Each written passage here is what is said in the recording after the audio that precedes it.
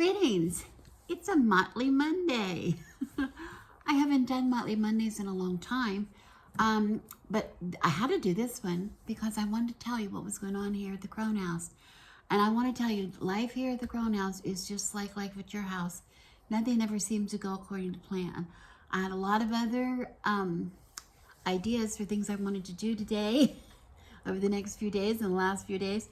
Unfortunately, though, our refrigerator, our main refrigerator here in our kitchen, is having a little problem. We had a repairman here before the weekend and said we need to have a part, and a pretty expensive repair made to the refrigerator. Of course, it's a lot cheaper than buying a new one, so we said, okay, we had to do it, which meant I have to do something with it. We have to unplug the refrigerator today and completely empty it. The part is in, and so it will defrost, and then he can come back sometime tomorrow and repair the refrigerator. But in the meantime, we have a lot of stuff.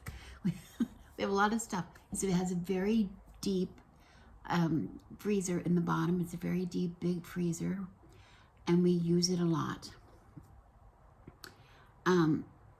And I want to say that really throws me, it threw me really quickly because we had, I do have another second refrigerator in the garage, first I want to say, but it was full of cabbages. It had a couple dozen cabbages in there when this happened, which I had been saving till I had a little more time to make sauerkraut. I make our own sauerkraut all the time. But, so the refrigerator was just full of cabbages, a couple other things. And, all of a sudden I realized I was going to need the refrigerator, because the problem is not with the freezer, the problem was with the refrigerator, and the refrigerator was not keeping things cold enough. So I had to get stuff into another cold place. When bacon turns blue, your refrigerator's not cold enough.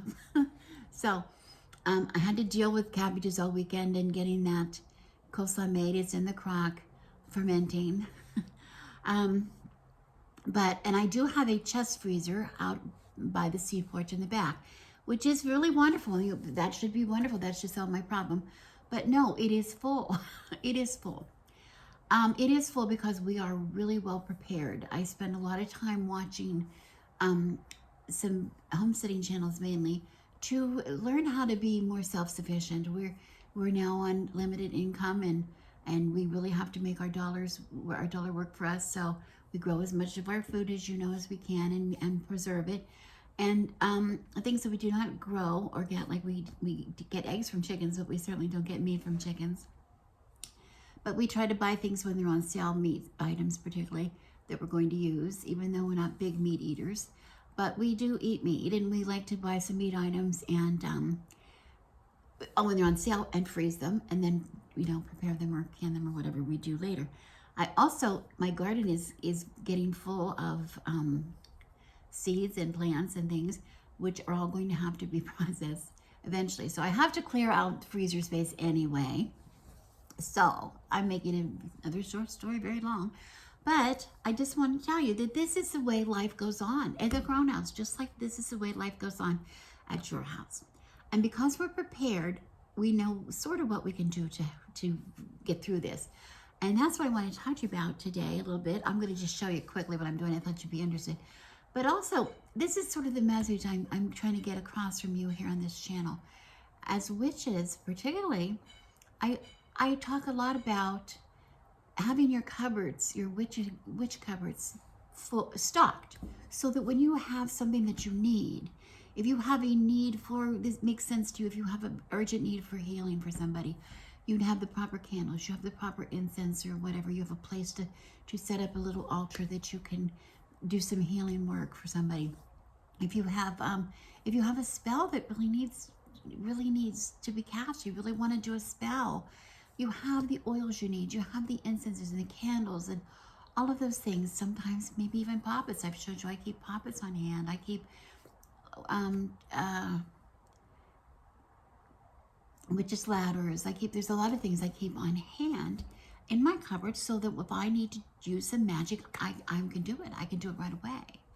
Okay, so I'm going to say, if you have the confidence to do this they go together. They go together. And think about it. Just think about it. How this is a devastating time. I have a $500. I got to pay $500 to have my refrigerator fixed, which is a horrible amount of money. But think about it. How much does a new refrigerator cost? It costs a lot of money. So it's really okay. And I'm going to need a very dependable refrigerator and freezer for when the garden comes into harvest, time to harvest some things from the garden. But I have to have the confidence to do these things, to keep myself, so we have a good quality of life. I don't want to be dependent on other people, other people. I want to be able to do it myself. And having the confidence I have to do my home and keep my home prepared for whatever, my life at home, that I'm prepared for whatever comes up to me, it gives me the confidence to be a witch and to know I can take care of things by creating my own incense or whatever, my own oils or witches' ladders or whatever it is I'm making, that I can take care of that. I can handle that. Sure, I can go buy it. I could go buy a new refrigerator. I could let all this food go bad, and I could just buy food and buy easy prepared and easy, like I could buy spells or I could buy incense. But I'm going to tell you, I buy incense and I sneeze and I get a headache because of the artificial perfumes.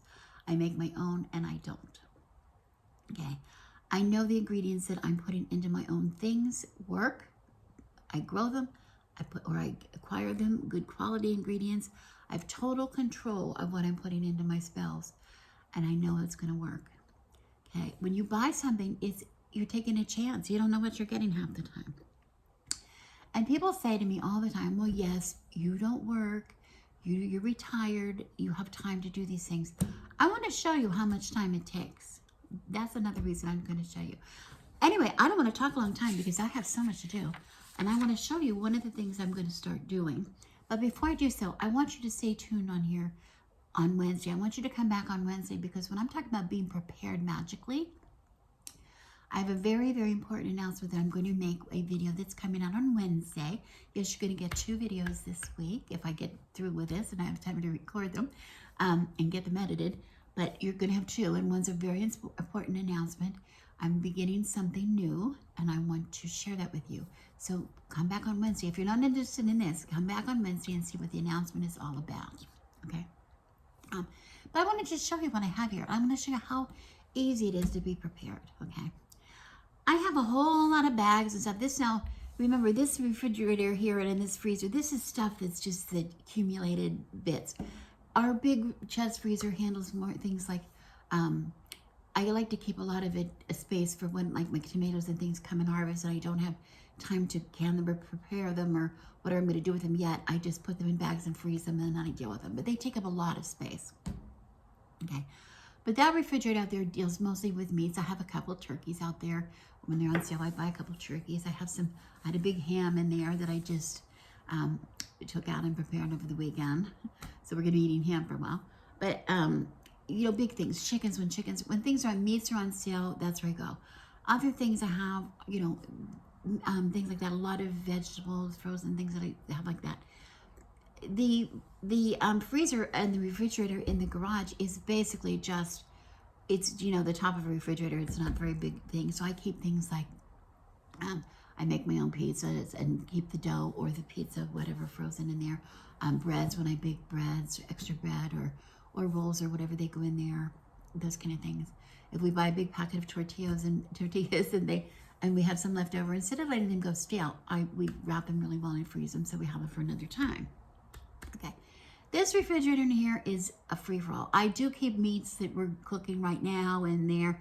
I keep those kind of things, and of course, but I also have other things that I keep in there that are a time saver that I really need and a big money saver and keep me from wasting. Okay, and I want to show you one thing, a couple of those things here, and I want to show you how easy it is to do. And I have all these bags and I could push them in front of me. You just won't believe what I have on my table here. Let me reach here. I have, right now they're in bags.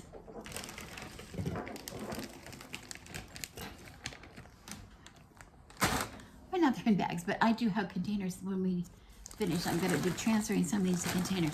But do you see this? Doesn't this look delicious? It's not at all delicious. These are the bits, and I put them in bags, and I usually wait till I have like 3 of these, but I got a big container, so I'll tell you when I get the container full. But this is just, you can see in here that I have the ends, you know, when you cut an onion, the ends of the onion that you're gonna toss, or the skin, you know, some of the skin, or the bottoms of the celery, or, you know, ends at the bottoms of zucchini, squashes, or something like that, or green onions that are kind of wilty. Some carrots that kind of dried out. These kind of things, celery, this is celery. All of this stuff goes into these bags, okay? And that's it. I open the bag. Now, some things we don't put them on the bag because some things, of course, go to the compost because we need to feed the garden so it will feed us. But we try to balance it out, and also we feed the chickens so they will feed us, so they will feed the garden. But some of these things the chickens don't want, and some of the things I can only put so many onions or so many things like that in the compost. But also some of these things I can use as come again vegetables. You can plant the bottom of a celery or something and grow more celery, or like scallions, green onions, and grow some more of those, which I do. But this is, you know, you get a lot of them. If you cook, you get a lot of them. So I just have a stock pot. I want to say I pull these bags out, and what I'm going to do today, I have a stock pot, just a pot, any kind of a pot. I'm going to take my bags, just like this, frozen it all, and I'm going to dump. Pardon the noise. It doesn't smell wonderful, I'm telling you that. I'm going to dump in the stock pot. And let me get one more thing. If I had some bones, because I do freeze bones, but I don't have any bones right now. But if I had some bones, some chicken bones from a leftover from my roast chicken, or whatever, a meal, or I had a turkey carcass, or if I had some, you know, beef bones or something, I could be throwing those in, and then I would be making a beef stock, or a turkey stock, or a chicken stock. But I don't have any. I just have veggies. What I do have is some dried mushrooms. So I'm going to get some of those. Dump them into my pot. That's it. I'm going to fill it up with water. Put some cold water on top of there. I'm going to put a lid on. Put it on my stove. And I'm going to let it cook. I'm going to let it simmer for a couple hours until I get a nice, beautiful colored stock. I'm not going to put any salt in it or pepper. I might put a few peppercorns in it. I usually put a few just peppercorns, drop it in the water, and a couple bay leaves. But you don't have to do that. I don't salt it or anything because I don't want my stocks to be salty any more than they are necessary. If they're salty, if you use bones from cooking, they'll be a little salty. But I'd rather, when I'm using this as an ingredient in what I'm going to use the veggie stock for, I can add salt then. So I don't do anything. And then I'm going to let that cook. And when it's done, I'm going to strain it. And then you can either divvy that up and freeze it if you want to. I can't because I want to get it from the freezer and give myself some space, so I will put it in my canner. But it freezes beautifully. I've been freezing stock for years before I started pressure canning. Okay, that's how long that takes. Did that take too long? It did not. So don't tell me you don't have time. Everybody has time. Okay, so that's one thing I'm going to do. Let me move this. The other ingredient I could have put in my pot was, since we're emptying the refrigerator completely, if I see any vegetables, when I get into the veggie drawers later today, if I see anything in there, any veggies that are a little past their prime, not beautiful, I will throw those in there too. But certain things I put in, certain things I don't. I don't put any too strong in there, but I like to put, you can even put greens in there. I do not put peppers, and I do not put, like broccoli. I don't usually put those in there. Or cauliflower, those things don't usually go in there. I'm not saying you can't, but I don't like the flavor of that in a broth. Okay. Anyway, so then what else do I have? Okay, what else do I have? I also have beef. Look at this. This is ends of bread. Ends of bread. Which we have just a big bag or a big container. My husband usually bakes bread, or I bake the bread. We make our own bread, but you can use bread from the store. And when you get down to just the crust, or it's a little bit stale or whatever, it's mostly here just crusts. We freeze it, and then when it gets full like this, I'm going to take this out. I'm going to sort it. I'm going to toast it up in the oven a little bit just to dry it out a little more. I'm going to take what I'm going to do is I'm going to take cut the crust off, some of the bread, and that will be made into croutons. Some will be made into breadcrumbs. And then they can be stored in the cupboard. It doesn't have to be stored in the refrigerator. Then I don't have to buy breadcrumbs. I don't have to buy croutons. If I want, I can get them from here. So these I'm going to be baking up later today. Sorting up and making those things. Again, I'm going to dry them out a little bit first. I did want to say that because we don't want, we have to get the moisture out of the bread so we can dry it and keep it in the cupboard. That's the important step. We don't want to do. Another thing I do. Look at this one. This is crazy. This is crazy. No wonder my freezer was too full, right? Here I have bags and bags and bags of fruit. And my husband do it, and I do it this way because we eat smoothies. But we'll take like a handful of berries, or here's strawberries, and they even have Fraser burn on it. It doesn't matter because we usually put these into, and these are just strawberries that have been thrown in the bag. There's still stems in there. Because when we make smoothies, we do the stem and all. We just throw them in there. But anyway, I have strawberries, raspberries, a few raspberries, strawberries, blueberries, blackberries, which we grow those. I have raspberries, which I do not grow. And I'm going to thaw these out. We'll sort them out and make sure, rinse them off, making sure I get the ice off of them. If there's any stems left on anything, I will cut the stems. And I'm going to make some berry jam, 3 berry jams out of this. And I'm going to use these because it is, it's spring. My boysenberries in the back are completely covered with flowers. I have strawberries, even some strawberries on my plants. A lot of flowers, lots and lots of beautiful new plants this year. I have some blueberries on the bush. Most of those go to the birds, but I do get some. We share. But anyway, I'm going to make some jam. We love jams, and it's good for gifts. I'll have some beautiful jam to give for gifts at the holidays. So that can be done. Oh my goodness, what I have over here. I have one. Let me see. 1, 2, 3, 4. I have 5 ham bones. But I have some hams that when I get down to the bone, I wrap it up and I freeze them, and I use these for soup. So I'm going to be making some split pea soup, which then I will can. I will also be making some bean soup. I have some dried beans still left out here from, I don't know if it's beans that I grew and I dried, or if somebody gave me a soup mix, maybe, I'm not sure. But anyway, I'm going to make some bean and ham soup with beans, or ham soup with split peas, probably 2 kinds, because I have 5 ham bones, which will all be,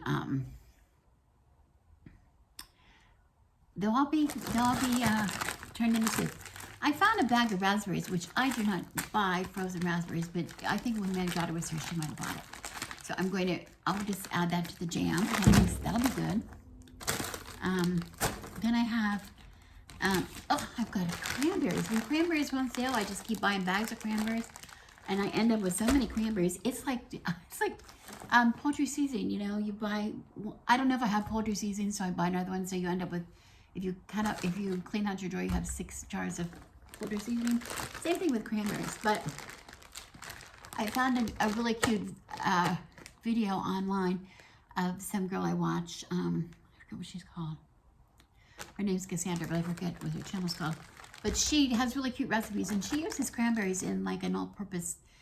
I would call it a relish. She calls it a steak sauce, but it's not like a steak sauce I think of. But she uses it as a topping for sandwiches, or she cooks with it as a glaze, and it looks really delicious. So I'm going to use that and try her recipe. And that ends up to be canned in a water bath canner. Easy done. Anybody can do that.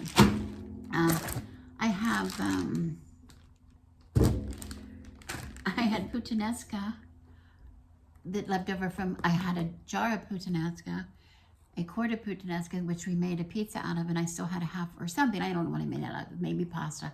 I had like a half a jar left, so I froze it, and I say it's enough for pizza. It's good for 1 pizza.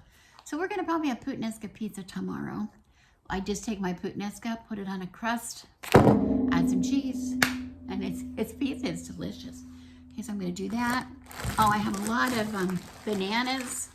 I freeze for smoothies too. Look at the bananas. I don't know where all these bananas come from, but we do use them in smoothies. But I think I'm going to make, because I found some nuts. And because we're prepared, we have flour, we have sugar, we have, all kinds of things.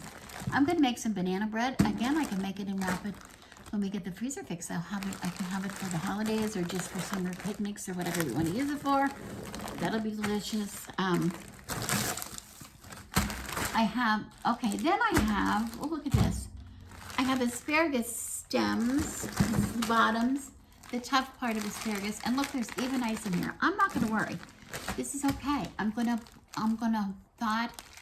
make a soup, and I just found a recipe for asparagus and broccoli, because I have some broccoli stems here.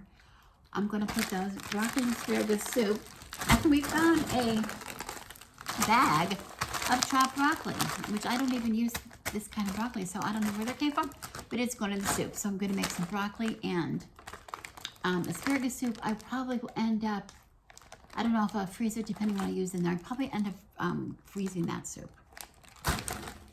And last but not least, I have these little odd tidbits. I found something here that is called a raisin cookie filling, and something here that's called tart pastry, which is left over from something. So I'm going to try to make little raisin-filled tarts or something. And then I also found, I'm just shuffling that. I also found some leftover pie crust, and I have about a half of one and a little bit of one. It'll be surely enough to make a quiche. So I'm going to just let that thaw, pat it out into a pan, and maybe use some of the broccoli and make a broccoli quiche, or I don't know, I'll figure something out. But once I cook, I pre-bake my crust for like 10 minutes, so it's not soggy when I make the quiche. So once it's cooked, it'll last for a long time. The thing I want to remember is this food, if it's raw and it thaws, it'll go bad, but once I cook it, it'll last longer in the refrigerator. Like once I make soup out of this, it'll stay for a few days in the refrigerator. My quiche will stay for a few days. If I make banana bread I don't have freezer space, the banana bread, if it's wrapped well, it'll keep a few days in the refrigerator. So a lot of these things will hold better in the refrigerator. I realize for a lot of you, this is probably the most boring video you've ever seen me do. But the point is, I'm prepared. I'm not going to let this defeat me. We're going to not let this defeat us. Yes, it's an expensive repair, but look at the money that I'm going to save. Look at the money I save by saving my scraps from my vegetables to make my own stock instead of buying stock. Look at the money I save when I save these bits of bread. I can do that. I can also make a beautiful bread pudding. I can make a bread, salad, that Tuscan salad that is a bread salad. It's so delicious. I have beautiful bread for that. I can make, some of these would even make probably good garlic bread if I could have for my, I could maybe have puttanesca. I could make puttanesca toast and, have it like for a little puttanesca on toast. That'd be good instead of a pizza. So, you're prepared. Do the same thing with your magic. Be prepared. Be prepared. And, anything is possible if you're prepared. I'm going to break. Well, I'm going to break for a while because I have to go and do all of this stuff. And when I come back, I'm going to show you what I got out of the stuff that I had here on the table for you. So anyway, don't let life get you down. Don't let life get you down. Take control of your life. Take charge of your life. And you can do anything. I'm back. It's several days later, and I showed you what I have so far. I had to wait for my canner here to come off of pressure. It's still coming down from pressure because it was making some noise. But that's full of 7 quarts of split pea soup, which was part of the outcome of the ham bones that I found in the freezer. The rest, these things that are sitting here on the counter, have gone through the canner, most of them. In the very back under the skillets, I have 6 beautiful jars of veggie stock. It's the most beautiful, rich color from the bags of veggie scraps that I took out of the freezer.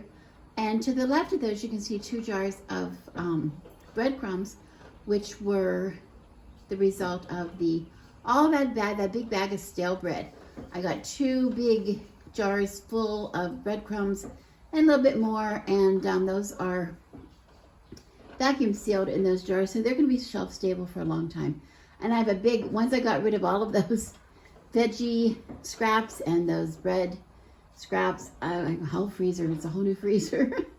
What else we have here, the smaller jars, you can see quite a few of them. I have a combination here.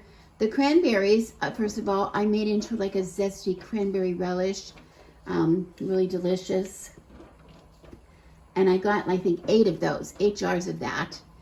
And then also the jam, I made jam. I made 10 jars of what I'm calling very berry jam because it consisted of strawberries, blueberries, raspberries, and some blackberries. So it's going to be delicious. And what else do we have? Oh, here in the front, these bottles in the very front are cranberry steak sauce out of the rest of the cranberries, which I can't wait to try that. They're going to be in the refrigerator, just as condiment in the refrigerator. And behind it, this was my most interesting result that I got, there's 4 quarts of soup. These are, it's broccoli soup, but it's broccoli soup that is creamy because it is made with the ends of my asparagus as well as the broccoli. I had a lot of broccoli, and I had a lot of those broccoli stems that you break off when you go to cook the broccoli. I cooked them with everything else when I made the soup, and then I took out some of the bigger ones and left the smaller ones in for flavor. And they made it really nice and creamy, so I don't have to put any cream in there, any thickener of any kind. It's nice and thick. It's going to go in the freezer. Often, if you ever freeze soup, you might know that sometimes if you have milk in a soup or cream base in a soup, it will separate in the freezer. But here, it's nice and creamy, and I don't think it's going to separate at all. So it's all ready to go. So I have that. And then over here, the rest of the ham bones went to, I have the ham bones that went to, here I have 7 quarts of ham and bean soup. A little bit of ham, flavoring from the bones, nice beans. There in the front is another, that's some of the split pea soup that I have in the canner right now. I made 8 quarts of split pea. I only can get 7 quarts in my canner, so the 8th quart I froze, just like the broccoli soup. That's gonna go, I made in the container, it's gonna go in the freezer. So I have all of this stuff ready to go. And I'm still working, still gonna have a couple of days of work ahead of me. And I'll show you, let me change the camera and I'll tell you what I'm doing there. So I've been real busy for the last several days. Good news, the refrigerator is repaired. We're moving back in, but we still have a lot of food to deal with because it has been thawed. It was thawed and whatever. So this was really important job to do. I would have rather had done this job out of choice, but rather than necessity. But let's be honest, we don't do these things out of choice. We do these things out of necessity. But I'm going to tell you, I still have, after these come out of the canner, like it'll have to be tomorrow, I have one more batch of things for the canner. I'm going to be making some beef stew. I have to make 7 quarts of beef stew. Remember, I had to make room in my other freezer by taking out chuck roasts that I had purchased when they were on sale. And I have had enough to make a canner full of beef stew, which we like to have on hand on the shelves. I also still have a lot of strawberries left. Oh my goodness, I don't know. So I'm going to be doing some strawberry bread. I've never done that before, but it's just like any other quick bread, like a banana bread or a pumpkin bread, but it's a strawberry bread. So it looks really good. I'm going to try that, make 2 loaves of that. And I will still have enough strawberries left over to make some strawberry banana muffins. I'm going to make a dozen of those and probably eat a few and freeze the rest. And then I've got those bananas to deal with. I've got a lot of bananas, and we managed to fit them in another freezer so they're not completely mushed. Because, you know, once you freeze a banana, it goes to mush. But that's what you do want for a recipe. So I'm going to make probably 3 or 4 loaves of banana bread, which I make a lot. And that freezes beautifully. And then, of course, make some strawberry banana muffins. I did say I have a dozen of those muffins. So that's going to be the bananas. And that just leaves the rest of the little bits of ham and things that I needed. And I had some more, I had mushrooms in there that I had to deal with and some things like that. So I ended up making 2 quiches. I have here, this is just a mushroom and onion and a little bit of bits of cheese that were in the refrigerator that had to come out and some things like that. And we eat a lot of quiche because you can eat it warm, you can eat it cold. It's good taking that on a picnic. As you can see, what's for dinner? Well, this is what was for dinner last night. This is another quiche that we made. So we end up with 2 quiches out of little bits of dough, extra dough that I had saved in the freezer. That's why I made them too. I had that dough. And I have to tell you that that's a really good trick. If you do make your own pie crust, you know, even if you make a single crust, a recipe, you're going to end up with some leftover. You always end up with some leftover. And I had made pastries or something and I had leftover dough. And so I just used what I had and I end up with enough for 2 quiches. So that's a pretty good deal. It was a really good deal. So there I am. There you have it. Now, why do I even share this with you? I know I did say it in the beginning of the video, but to be honest, that was several days ago. I don't know what I said. I could have said anything. But I want to reiterate it because this is what's important. The reason that I'm doing this is we have to be prepared. We have to be prepared. And that, when the refrigerator went out, I had to deal with that food. And it was because I am prepared. And what I mean is I have some staples on hand all the time. I have flour on hand all the time. I have, you know, usually onions and some carrots and celery, those kind of things on hand all the time. I have eggs, of course, on hand all the time. I have usually bits of cheese, some kind of cheese. But the biggest thing is I had these workhorses, my canners. You know, I never canned a thing till 2020, and we were stuck in the house, and I started watching people in earnest canning food, a lot of homesteaders. And I never had a canner before, and I'm telling you, I had a water bath canner, and I still use that for a lot. All the jams are made in that, and those kind of things. The cranberry relish was made in that. But, you know, for things like canning non-acidic things, like non-tomato things, like tomatoes, you can do in a water bath canner. But anything else, anything other canning things, like, you know, the soups, the bean soup, the pea soup, those things, the beef stew, anything like that. You need to have a pressure canner to do that. So I bought my first pressure canner in 2020, and I bought a small. You know what I could get was an All-American, which I got the smallest one because they're very expensive, and I love it. I use it for a lot of things, but it only holds 4 quarts at a time, and up to I think 7 pints. And the one that I have behind me, that you can see right there, that's a pressure canner, and I love that. It's a lot less expensive, and this will hold. I think it holds. I want to say 7 quarts and something like 20 pints. It's amazing. So I use them all the time. Being a gardener, I use them all the time. But I use them all now. And of course, I couldn't have done any of this without these canners. I want to tell you, I would have been really in a mess. But putting things in jars keeps the things, you're not so vulnerable to keeping things in a freezer. And that's what's the most important. When you have it and you have excess, you can can it. So I'm not going to tell anybody to go get a canner, but I'm going to say I'll put a link to the canners that I use down below. And I was, you know, went 60 some years without a canner. I'm telling you. And now I don't know how I could be without it. I really don't know how I could be without it. So I thought I would share it. But this is not a canning video. I mean, don't be fooled. I'm still a witch. I'm at the Crone House. This is about being prepared, and being prepared. If you're prepared for life, whatever life gives you, it makes you a better witch. I said earlier, I said, that if you want to do a healing for somebody, you have to have things on hand that you can get them out, candles, incenses, whatever it is, oils, whatever you use, so you can get them out and use them. You can't take the time to go out and gather and collect and see what you need. You need to have it ahead of time. If you want to do a spell, you need to have at least simple things to do so you can come up with some kind of a spell to do, you know, what your intention is, to make sure you can place your intention while the need is there. That is being a good witch. That is being prepared. And the lessons that we learn in life are the same lessons we learn in magic. We learn this, it's the same thing. Magic and life go together hand in hand. It's a magical life. It's not separate from our life. It's part of it. So give some thought to how prepared you are. First of all, how prepared are you if your refrigerator goes out and you need to get a new refrigerator?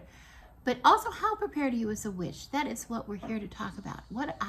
And I'm going to be showing you some things in the weeks to come to show you how to make some things out of what you have on hand to make sure that your cupboards are stocked well, your witch cupboards are stocked, and you can be prepared to do whatever you need to do there. Okay? That's all.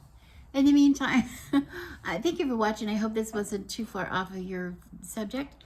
Thank you for watching. It's getting late. I still have a lot of baking to do and a lot of canning to do. So I'm going to say goodbye now. I'm going to probably have my dinner. What's for dinner? It's going to be quiche. It's going to be quiche for dinner. So I think I'll have it with a glass of wine. Thank you so much for watching, and I hope your refrigerator is healthy.